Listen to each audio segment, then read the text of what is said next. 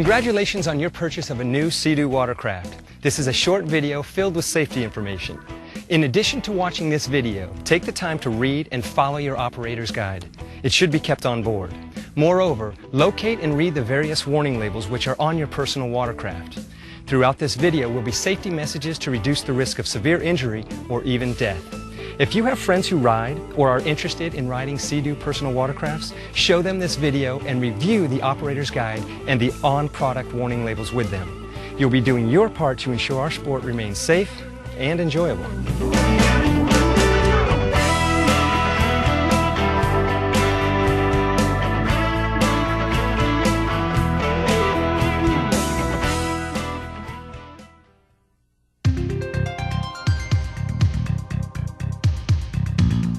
As you're probably aware, all Sea-Doo watercrafts feature a jet drive propulsion system.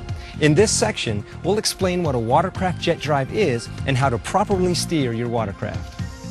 The engine of your PWC is directly coupled to a drive shaft, which in turn rotates an impeller. This impeller is in a housing where water is drawn up from underneath the watercraft through the intake grate. Then the water flows through the impeller to a venturi. The venturi accelerates the water and produces thrust to move the PWC. Depressing the throttle increases engine speed and therefore watercraft speed.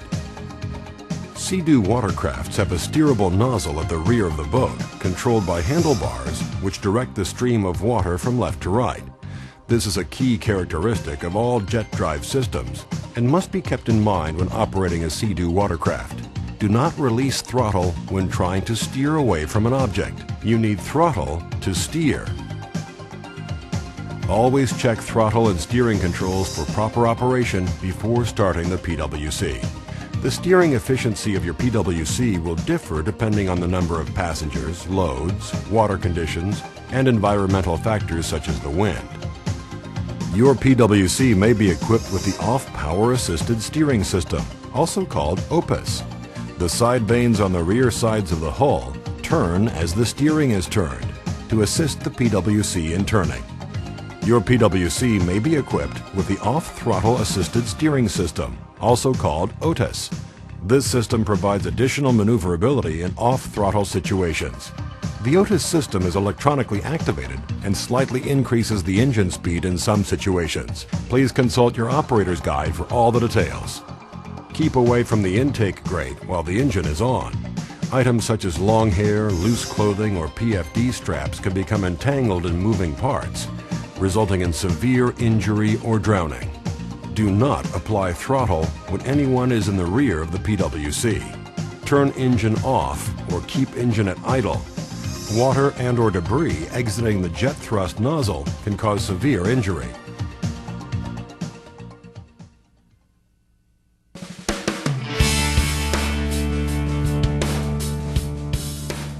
Before going further, let's talk about some requirements for operators and passengers. First, BRP recommends a minimum operator age of 16 years old. You must know boating laws, including the operator age and training requirements for your state or province. A boating safety course is recommended and may be required in your state or province. Consider the mental and physical capabilities of the operator and passengers, as well as what supervision and instructions they need during operation. Knowing the safety information about the personal watercraft is essential for safe and proper operation. You wouldn't hand someone the keys to your car unless you were sure they knew how to drive. Well, the same rule needs to be applied to boating. Your boat is your responsibility no matter who's operating it. It's your responsibility to make sure users are familiar with all safety information. So make sure they know before they go. All passengers must sit behind the operator to avoid loss of control and severe injury for the driver and passengers. They should be tall enough to touch the footrest firmly on each side and be able to hold on properly. Do not bring a passenger or ride as a passenger if those requirements are not met. Do not overload the watercraft. Respect the capacity limits that are posted. Wear a personal flotation device. All riders must wear a Coast Guard approved PFD that is suitable for PWC use. For better protection, the PFD must be well adjusted and have the right weight rating. Wear protective clothing. Severe internal injuries can occur if water is forced into body cavities as a result of falling into the water or being near the jet thrust nozzle.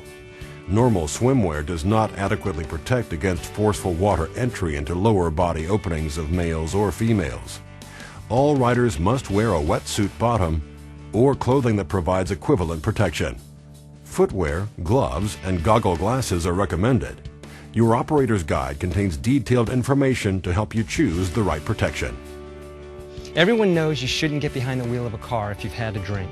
Well, the same applies when you're operating a watercraft. Never ride after consuming drugs or alcohol. Moreover, on the water, it may take you less alcohol before becoming impaired. Beware of the combination of fatigue and alcohol or drugs. Passengers are included in that rule. Their ability to hold on and pay attention may be impaired by alcohol or drugs. Before lending your personal watercraft or letting passengers ride with you, evaluate their condition. You need to know when to say no. Remember that fatigue alone can be a sufficient reason to decide to stay ashore, particularly at the end of a day.